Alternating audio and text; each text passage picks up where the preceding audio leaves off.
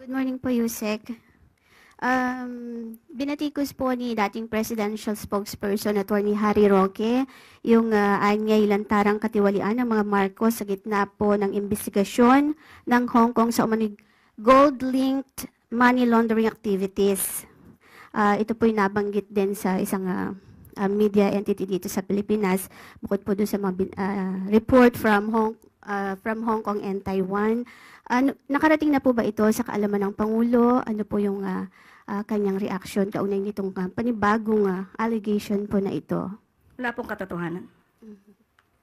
Yun lang po. So you categorically deny po ito? Walang katotohanan.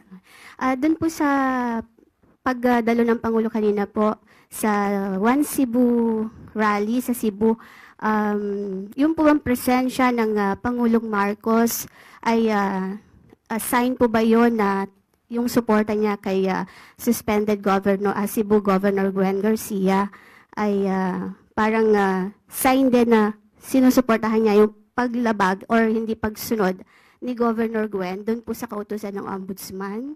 Wala po tayo nakikitang ganun. Yun lang po. Doon po sa nabanggit ninyong 7 pisong baba ng Duterte administration, pwede po ba ninyong i-clarify yun kung talagang 7 piso, gagawin 7 piso kada kilo yung bigas that time? Or yung sinasabi po ng dating Pangulo na reduce o bawasan lang ng 7 piso yung presyo po ng bigas? Nasa news na po yan. Maaari po niyong i-refer po ang news patungkol po dyan. So, malinaw po na reduce po yung nabanggit, pero kayo sabi ninyo sa inyong vlog po ba yun or whatever, yung 7 piso, sabi niyo pangako 7 piso at parang sort of ganon. Pwede po ba ninawin lang natin yun para hindi naman na pagmula ng fake news? Sa vlog po ba? Nakita, napanood po sa Hindi po yata yun nabanggit sa press briefing. Opo, hindi po sa press briefing.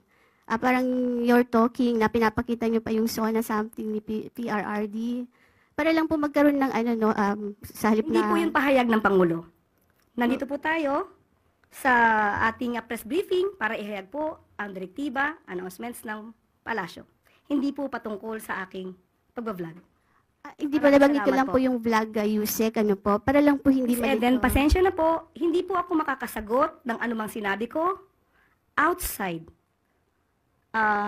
from this press briefing. Kung ano man ang aking naging opinion personal, pag-usapan natin sa labas at hindi dito po. Kasi po parang maka-apekto rin po dun sa mga ng Pangulo na medyo iba yung Opo, nababanggit. Miss Eden, kung ano po ang inyong pakay patungkol po dito, inuulit ko po, ang aking pag-vlog ay wala pong kinalaman ang palasyo, ang Pangulo at ang gobyerno.